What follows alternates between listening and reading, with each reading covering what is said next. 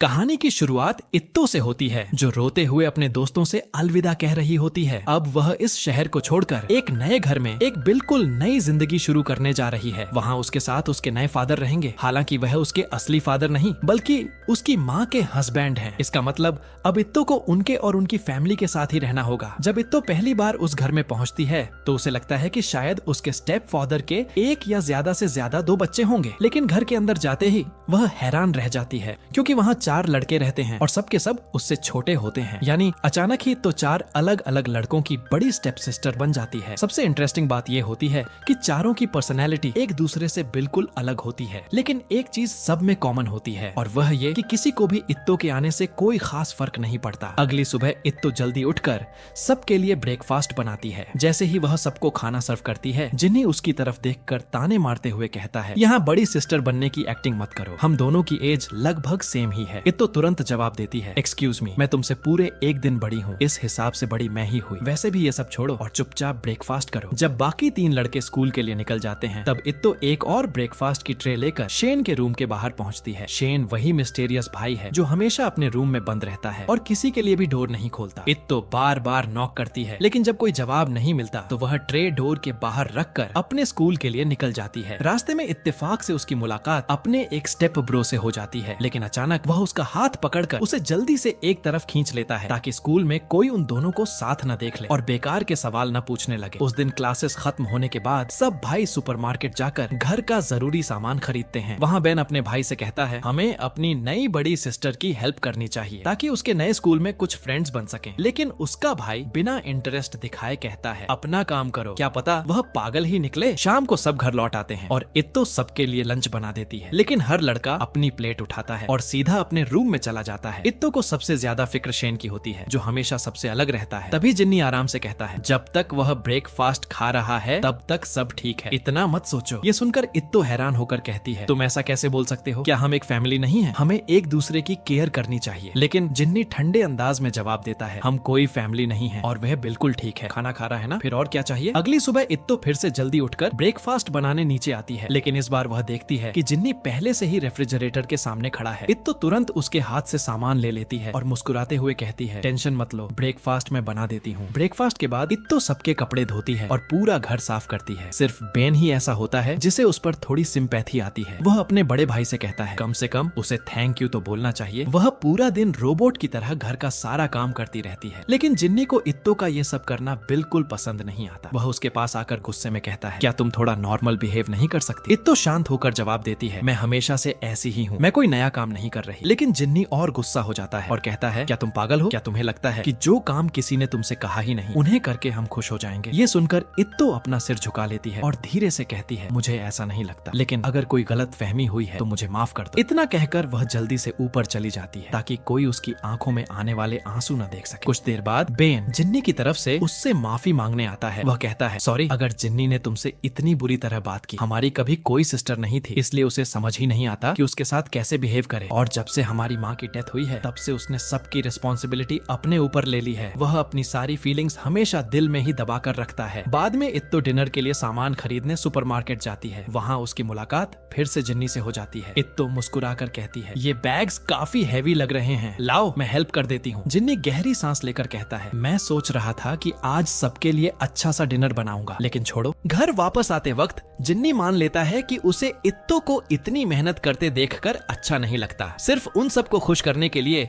वह सुबह ब्रेकफास्ट बनाती है, लंच बनाती है, कपड़े धोती है, घर साफ करती है और हर काम करती रहती है। इत्तो हल्का सा मुस्कुराकर कहती है, तुम सही कह रहे हो, लेकिन कोई बात नहीं, जो हो गया सो हो गया। घर पहुंचने के बाद जिन्नी जिद करता है कि आज डिनर वही बनाएगा। शुरू में सब कुछ ठीक चल रहा होता है, लेकिन अचानक पैन पलटते वक्त उससे गलती हो जाती है और सारा खाना बुरी तरह जल जाता है। शर्मिंदा होकर वह सबसे कहता है, सॉरी, मुझे किचन में आना ही नहीं चाहिए था, आज का डिनर मैंने खराब कर दिया। लेकिन इत्तो तुरंत मुस्कुराकर कहती है, कोई बात नहीं, खाने को पलट देते हैं और और दूसरी साइड से खा लेते हैं। ऐसे प्रिटेंड करते हैं जैसे हमें कुछ पता ही नहीं चला। ये कहकर वह लड़कों के पीछे भागती है और उन्हें खाना खाने के लिए मनाने लगती है। इस दौरान शेन चुपचाप दूर से ये सब देख रहा होता है, लेकिन किसी को उसकी मौजूदगी का पता नहीं चलता। कुछ देर बाद उसका मन भर जाता है और वह वापस अपने रूम में चला जाता है। अगले दिन इत्तो सब लड़कों को इकट्ठा करके एक्साइटेड होकर कहती है, हम सब फ्री हैं, तो क्यों ना समर वेकेशन में कहीं घूमने चलें? फैमिली बनने के बाद ये हमारी पहली हॉलीडे होगी। लेकिन तीनों बड़े लड़के तुरंत उसकी बात इग्नोर कर देते हैं। यहाँ तक कि सबसे छोटा रॉन भी माफी मांगते हुए कहता है कि वह बिजी है और वहाँ से भाग जाता है। इत्तो गहरी सांस लेती है और खुद से कहती है, लगता है अब सिर्फ ऊपर वाले उदास इंसान से ही उम्मीद बची है। क्योंकि शेन किसी से बात नहीं करता, इसलिए इत्तो एक नोट लिखकर उसके रूम के डोर के नीचे से अंदर सरका देती है। लेकिन कुछ ही पल बाद वही पेपर वापस बाहर आ जाता है। उस पर सिर्फ एक ही शब्द लिखा होता है, इम्पॉसिबल। ये देखकर इत्तो कंफ्यूज हो जाती है। वह नीचे आकर बाकी भाइयों से पूछती है कि आखिर शेन के साथ हुआ क्या है और वह हमेशा खुद को रूम में बंद करके क्यों रखता है। वह ये भी बताती है कि अब तक उसने शेन का चेहरा भी नहीं देखा, लेकिन सब सिर्फ इतना कहते हैं, ये हमारे और उसके बीच की बात है, बस उसके साथ कोई बेवकूफी मत करना। अगले दिन इत्तो गार्डन में काम कर रही होती है। तभी तेज धूप की वजह से उसे चक्कर आने लगते हैं और वह अचानक बेहोश होकर जमीन पर गिर जाती है। जब इत्तो को होश आता है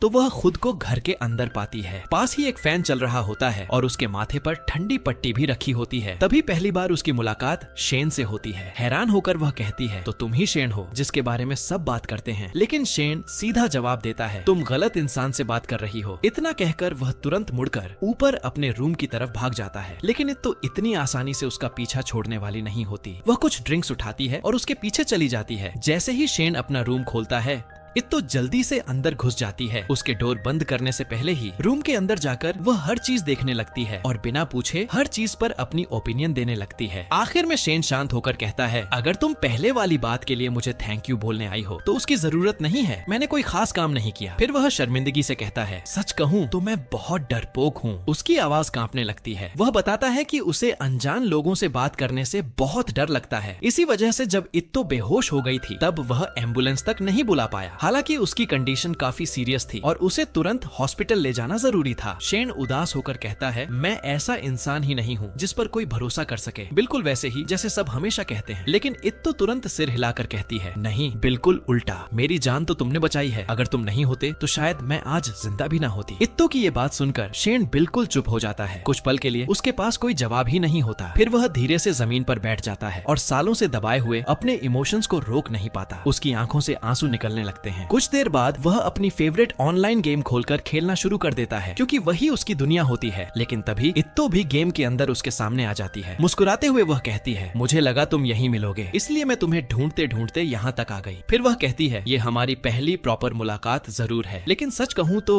ये बहुत पहले हो जानी चाहिए थी। आखिर मैं तुम्हारी बड़ी सिस्टर हूँ, तो बताओ क्या हम फ्रेंड्स बन सकते हैं? दोनों गेम के अंदर काफी देर तक बातें करते रहते हैं। एक वक्त पर इत्तो को लगता है कि शायद वह शेन को परेशान कर रही है, लेकिन शेन उसे समझाता है कि प्रॉब्लम इत्तो नहीं बल्कि उसका खुद का डर है। वह कहता है, जब कोई मेरे पास होता है या मेरे साथ एक ही रूम में रहता है तब मैं बहुत नर्वस हो जाता हूँ। मुझे हमेशा लगता है कि कहीं मैं कुछ गलत न बोल दूं या किसी का दिल न दुखा दूं। उसी दिन बाद में जिन्नी घर वापस आता है, लेकिन उसे घर अजीब तरह से बिल्कुल शांत लगता है। हैरान होकर वह ऊपर जाता है और इत्तो के रूम का डोर नॉक करता है, लेकिन इत्तो गेम में इतनी बिजी होती है कि उसे कुछ सुनाई ही नहीं देता। आखिर में जिन्नी बिना वेट किए डोर खोलकर अंदर चला जाता है। अंदर जाते ही वह देखता है कि इत्तो शेन के साथ गेम खेल रही है। ये देखकर वह शक भरी नजरों से कहता है, तो तुम चुपके से मेरे भाई के करीब आ रही हो, कहीं तुम उसका फायदा उठाने की कोशिश तो नहीं कर रही? इत्तो तुरंत माफी मांगते हुए कहती है, सॉरी, तुमने मना किया था, फिर भी मैं उसके रूम में चली गई, बस मुझे उसके लिए बहुत बुरा लग रहा था। जिन्नी कंधे उचकाते हुए कहता है, इसकी टेंशन मत लो, वैसे भी मैंने कभी तुम्हें कोई शरीफ लड़की नहीं समझा। इसके बाद वह बताता है कि आज वह शेन के स्कूल में उसके टीचर से मिलने गया था और वहाँ उसे एक ऐसी बात पता चली जिसने उसे पूरी तरह हिलाकर रख दिया। जिन्नी को सबसे बड़ा झटका तब लगता है जब टीचर बताते हैं कि वह शेन के बारे में लगभग कुछ भी नहीं जानते। शेन ने कभी उनसे बात नहीं की, कभी उनके पास नहीं गया और न ही किसी एक्टिविटी में हिस्सा लिया। ये सब सुनकर जिन्नी धीरे से कहता है, मुझे लगता था मैं हमेशा उसकी हिफाजत कर रहा था। तभी उसके दिमाग में पुरानी यादें ताजा हो जाती हैं। उसे याद आता है जब शेन स्कूल जाया करता था तब दूसरे स्टूडेंट्स उसे रोज तंग करते थे और मारते भी थे। हर बार जिन्नी ही उसके लिए खड़ा होता था और उसे बचाता था। लेकिन धीरे धीरे शेन को लगने लगा कि जिन्नी का बार बार उसके लिए लड़ना सिर्फ उसके भाई के लिए और ज्यादा प्रॉब्लम्स खड़ी कर रहा है। इसी वजह से शेन ने एक बहुत मुश्किल फैसला लिया। उसने स्कूल जाना ही छोड़ दिया ताकि उसकी वजह से जिन्नी को और परेशानी न उठानी पड़े। जब जिन्नी इन यादों में खोया होता है तभी नीचे अचानक कुछ अनएक्सपेक्टेड हो जाता है। इत्तो खुशी से उछल पड़ती है क्योंकि उसने आखिरकार गेम जीत ली होती है। वह अपनी जीत सेलिब्रेट करने के लिए भागकर शेन के पास जाती है। कुछ पल के लिए शेन अपना सोशल एंजाइटी का डर भूल जाता है और इत्तो के साथ खुशी शेयर करता है, लेकिन जैसे ही उसकी नजर जिन्नी पर पड़ती है वह शर्मा जाता है और तुरंत वापस अपने रूम में भाग जाता है। इस बार जिन्नी भी उसके पीछे रूम के अंदर चला जाता है। वह शेन के पास बैठकर बहुत प्यार से उसे समझाने लगता है और उसका कॉन्फिडेंस बढ़ाने की कोशिश करता है, लेकिन शेन उदास होकर सिर्फ इतना कहता है, इस बात को इतना बड़ा मत बनाओ, ये तो बस एक गेम था। फिर भी जिन्नी उसके पास ही बैठा रहता है। कुछ देर की खामोशी के बाद वह आखिरकार पुरानी हर बात के लिए शेन से माफी मांगता है। वह कहता है, मैं बहुत टाइम से तुमसे माफी मांगना चाहता था लेकिन कभी हिम्मत ही नहीं हुई। फिर वह धीरे से कहता है, तुम चाहो तो हमारी तरह बन सकते थे, लेकिन तुम बिल्कुल अलग हो। तुम कभी किसी को तकलीफ नहीं देना चाहते। ये बात सुनकर शेन अपने इमोशंस रोक नहीं पाता। उसकी आंखों से आंसू बहने लगते हैं और उसे अपना सारा बुरा पास्ट याद आ जाता है। जिन्नी उसे गले लगा लेता है और कहता है, अब जाकर मुझे समझ आया है कि तुम्हारी प्रॉब्लम्स की वजह तुम नहीं बल्कि मैं था। मुझे माफ कर दो। शेन हल्का सा सिर हिलाकर कहता है, ये तुम्हारी गलती नहीं थी। उस वक्त मुझे खुशी होती थी कि तुम हमेशा मेरी हिफाजत करते थे। मैं तुमसे बिल्कुल नाराज नहीं हूँ। काफी देर तक रोते और एक दूसरे को गले लगाने के बाद दोनों अपने अपने रूम में चले जाते हैं, लेकिन इत्तो ने चुपके से ये सब देख लिया होता है। वह देखती है कि शेन इतने दिनों बाद अपने रूम से बाहर आया और अपने भाइयों के साथ कुछ वक्त गुजारा। ये देखकर इत्तो बहुत खुश हो जाती है। उसे पहली बार लगता है कि शायद ये फैमिली अब धीरे धीरे फिर से जुड़ने लगी है। जब समर वेकेशन शुरू होती है तो सब भाई बहन मिलकर उस गांव जाने का प्लान बनाते हैं जहां इत्तो पहले रहती थी। सब लोग साथ जाते हैं, लेकिन शेन घर पर ही रुक जाता है क्योंकि वह एंट्रेंस एग्जाम्स की तैयारी कर रहा होता है। उसका सपना होता है कि वह दोबारा स्कूल वापस जा सके। गाँव पहुँचते ही इत्तो की मुलाकात उसके बचपन के एक दोस्त से हो जाती है। वह खुशी से उसके पास भागकर जाती है और बड़े प्यार से उससे मिलती है, लेकिन जिन्नी को उस लड़के का इत्तो के इतना करीब आना बिल्कुल पसंद नहीं आता। पूरे दिन वह उससे दूर दूर रहता है और उसके चेहरे पर साफ जलन दिखाई देती है, लेकिन इत्तो का दोस्त जिन्नी के इस बिहेवियर को दिल पर नहीं लेता। वह चुपचाप जिन्नी के पास आता है और एक जरूरी बात बताता है। वह कहता है, इत्तो जैसी दिखाई देती है वैसी बिल्कुल नहीं है। जब वह छोटी थी तब उसके फादर उन्हें छोड़कर चले गए थे। उसके बाद उसने और उसकी माँ ने बहुत दुख देखे हैं। फिर वह आगे कहता है, अगर कभी तुम लोगों को लगे कि इत्तो को यहाँ नहीं रहना चाहिए तो बस मुझे बता देना, मैं उसे वापस अपने साथ ले जाऊंगा। हम सब उसकी बहुत केयर करते हैं। कुछ देर बाद सब मिलकर हाइड एंड सीक खेलने का फैसला करते हैं। सब अलग अलग जगह छुपने के लिए भाग जाते हैं। इत्तेफाक से इत्तो और जिन्नी दोनों एक ही जगह जंगल के अंदर छुप जाते हैं। दोनों में से कोई भी अपनी जगह से हिलना नहीं चाहता क्योंकि पकड़े जाने का डर होता है। इत्तो बार बार चोरी चोरी जिन्नी की तरफ देखती रहती है। आखिर जिन्नी नोटिस कर लेता है और कहता है, क्या हुआ, बार बार मुझे ऐसे क्यों देख रही हो, थोड़ा नॉर्मल बिहेव करो। शर्म से इत्तो वहाँ से उठकर जाने लगती है, लेकिन तभी उसे किसी के आने की आहट सुनाई देती है। वह जल्दी से दोबारा नीचे बैठने की कोशिश करती है, लेकिन बैलेंस बिगड़ने की वजह से सीधा जिन्नी के ऊपर गिर जाती है। इस इंसिडेंट के बाद इत्तो जिन्नी के सामने बहुत ऑकवर्ड फील करने लगती है और उससे बहुत संभल कर बात करने लगती है। ये बदला हुआ बिहेवियर देखकर बाकी भाइयों को भी शक होने लगता है कि शायद दोनों के बीच कुछ चल रहा है। जिन्नी इत्तो को एक तरफ ले जाकर कहता है, सीरियसली प्लीज नॉर्मल बिहेव करो, ऐसा कुछ हुआ ही नहीं है कि तुम इतना ड्रामा कर रही हो। लेकिन इत्तो के लिए बात इतनी सिंपल नहीं होती। उसे कब जिन्नी से प्यार हो गया ये उसे खुद भी पता नहीं चलता और इसी वजह से वह अपनी फीलिंग्स बताने से भी डरती रहती है। एक दिन बेन सीधा उससे पूछ लेता है, तो क्या तुम जिन्नी को अपने दिल की बात बताने वाली हो या नहीं? इत्तो घबरा कर कहती है, लेकिन अब मैं तुम सबकी बड़ी सिस्टर हूँ, अगर मुझे उससे प्यार हो गया तो पता नहीं इसका रिजल्ट क्या होगा। वह आगे कहती है, और वैसे भी हमने इतनी मुश्किल से शेन को दोबारा रूम से बाहर निकाला है और पढ़ाई शुरू करने के लिए मोटिवेट किया है। मैं अपनी एक गलती की वजह से ये सब खराब नहीं कर सकती। फिर हल्की सी मुस्कुराकर वह कहती है, वैसे भी मैं ऐसे ही खुश हूँ, तुम सबका ख्याल रखना ही मेरे लिए काफी है। कुछ महीने बाद क्रिसमस आ जाता है। पूरा परिवार मिलकर घर डेकोरेट करता है और खाना बनाने की तैयारी करता है, लेकिन इतने खुश माहौल के बावजूद इत्तो काफी नर्वस दिखाई दे रही होती है। जिन्नी ये बात नोटिस कर लेता है। वह उसके पास आकर धीरे से कहता है, तुम मुझसे कुछ छुपा रही हो और तुम्हें वह बोलने से डर लग रहा है। इत्तो तुरंत मना कर देती है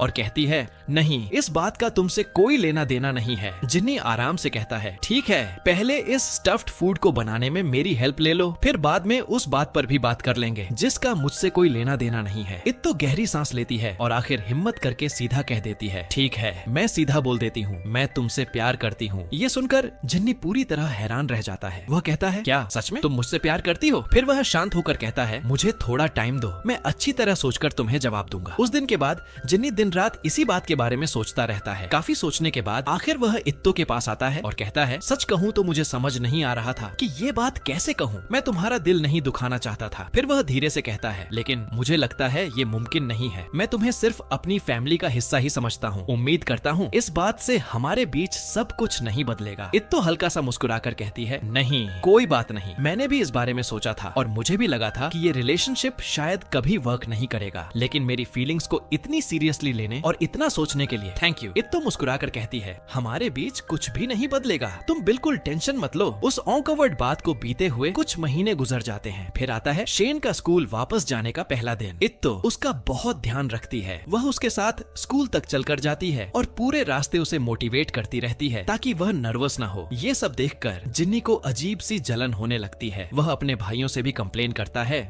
और कहता है कि इत्तो को समझाओ वरना आगे चलकर प्रॉब्लम्स हो सकती हैं। लेकिन बेन सीधा जवाब देता है, कोई प्रॉब्लम नहीं होने वाली, तुम बस इसलिए जेलस हो क्योंकि इत्तो का सारा अटेंशन अब शेन को मिल रहा है। उस दिन स्कूल खत्म होने के बाद इत्तो खुशी खुशी शेन के साथ घर जाने के लिए बाहर निकलती है, लेकिन तभी जिन्नी उसके सामने आ जाता है और उसका रास्ता रोक लेता है। वह कहता है, तुम्हें नहीं लगता कि तुम शेन का थोड़ा ज्यादा ही ख्याल रख रही हो? इत्तो मुस्कुराकर जवाब देती है, बिल्कुल नहीं, मेरा पूरा ध्यान बस उसका ख्याल रखने में ही लगा रहता है। मैं सिर्फ ये देखती हूँ कि वह ठीक से स्कूल जाए और ठीक से वापस घर आ जाए। इत्तो की ये बात सुनकर जिन्नी और भी ज्यादा चिढ़ जाता है। वह गुस्से में कहता है, तो अब तुम्हें सिर्फ उसी की फिक्र रहती है? मेरी नजरों से दूर हो जाओ, तुम कितनी बेवकूफ हो। जिन्नी की ये बात सुनकर इत्तो का दिल टूट जाता है और वह चुपचाप वहाँ से चली जाती है। घर लौटते वक्त शेन उसके उदास चेहरे को नोटिस कर लेता है और बार बार पूछता है कि आखिर बात क्या है, लेकिन इत्तो हर बार यही कहती है कि सब ठीक है। वह बहाना बना देती है कि यूनिवर्सिटी एंट्रेंस एग्जाम्स की वजह से वह थोड़ी नर्वस है, लेकिन शेन को उसकी बात पर यकीन नहीं होता। जब दोनों घर पहुंचते हैं तो शेन गंभीर होकर कहता है, मैं अभी पूरी तरह स्ट्रॉन्ग नहीं बना हूँ, लेकिन मैं जल्दी ही और स्ट्रॉन्ग बन जाऊंगा। मैं हमेशा तुम्हारी हिफाजत करूंगा और जिसने तुम्हें इतना उदास किया है उसे कभी माफ नहीं करूंगा। ये सुनकर इत्तो हल्की सी मुस्कुरा देती है और कहती है, थैंक यू। ये सुनकर मुझे सच में बहुत खुशी हुई। दूसरी तरफ जिन्नी भी स्कूल में उदास बैठा होता है। जब उसके दोस्त उससे पूछते हैं कि क्या हुआ, तो वह कहता है, मुझे समझ ही नहीं आ रहा कि अब अचानक मुझे उसकी इतनी याद क्यों आ रही है। मैं खुद नहीं समझ पा रहा कि वह मेरे दिमाग से निकल ही क्यों नहीं रही। ये सुनकर उसका एक दोस्त हंसकर कहता है, इसमें सोचने वाली क्या बात है, लगता है तुम्हें उससे प्यार हो गया है। बाद में जब जिन्नी घर वापस आता है तो वह देखता है कि इत्तो थककर सोफा पर ही सो गई है। वह कुछ देर तक चुपचाप उसके पास खड़ा उसे देखता रहता है और दिल ही दिल में सोचता है, क्या मैं सच में उससे प्यार करता हूँ या नहीं। लेकिन उसे अपने सवाल का कोई जवाब नहीं मिलता और वह वहाँ से चला जाता है। जिन्नी को बिल्कुल पता नहीं होता कि उसी वक्त शेन घर वापस आ चुका था और उसने उसे इत्तो के पास बैठे हुए देख लिया था। शेन उस वक्त कुछ नहीं कहता, लेकिन अगले दिन स्कूल में वह जिन्नी को अकेला पकड़कर सीधा सवाल करता है, सच सच बताओ, इत्तो के लिए तुम्हारे दिल में क्या फीलिंग्स हैं? जिन्नी ठंडे अंदाज में जवाब देता है, कुछ भी नहीं, उस छोटी सी लड़की के लिए मेरे दिल में कोई फीलिंग्स नहीं है। ये सुनकर शेन तुरंत गुस्सा हो जाता है। वह कहता है, उसके बारे में ऐसे मत बोलो, वह बहुत अच्छी है, उसने हम सब की हेल्प की है, काश मैं तुमसे बड़ा होता। जिन्नी उसकी बात का सीधा जवाब देने के बजाय उल्टा उसी से पूछ लेता है, क्या तुम भी इत्तो को पसंद करते हो? शेन गुस्से में कहता है, लेकिन तुम बस अपनी फीलिंग्स से भाग रहे हो, मुझे समझ नहीं आता तुम ऐसा क्यों करते हो। सच तो ये है कि तुम्हें खुद पर ही भरोसा नहीं है। ये सुनकर जिन्नी इतना गुस्सा हो जाता है कि वह शेन को जोर से पंच मार देता है। पंच इतना तेज होता है कि शेन का चेहरा सूज जाता है। बाद में जब दोनों घर लौटते हैं तो इत्तो उनके बीच की टेंशन को तुरंत नोटिस कर लेती है। वह पूछती है, तुम दोनों ने